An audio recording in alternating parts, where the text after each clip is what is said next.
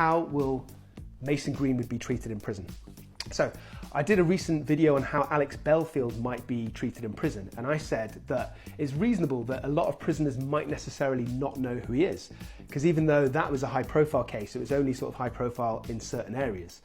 And also his offence, Belfield's, of kind of stalking celebrities, being quite anti-authoritarian, anti-establishment, might even get him kudos in the prison system. However, Mason Greenwood is completely different from that.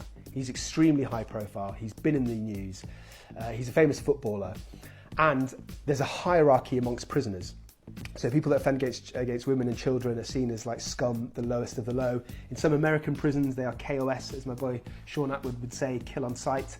In the UK prison system, I don't think it's quite that intense, but he certainly will be a target. He certainly will be, there'll be people looking out to rough him up a little bit just for their own sort of street cred, their own kudos. So what I'm saying is, I think it's very likely that Mason Greenwood will be a target.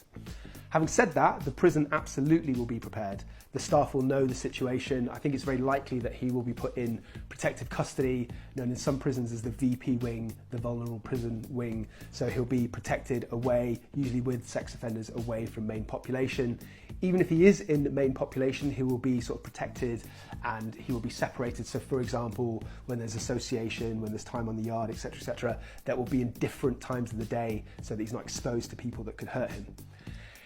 You could argue there's a chance he'd be sent to SEG, so that means segregation unit. Some people are sent there for their own protection, but it's usually because they're so uncontrollable, they're so agitated, they're so violent that they can't be contained on the ordinary wings, so they need a high level of containment. They have their own sort of special low intensity area where they're kept in their cell for much longer, loads more prison staff in that particular area per prisoner to observe them.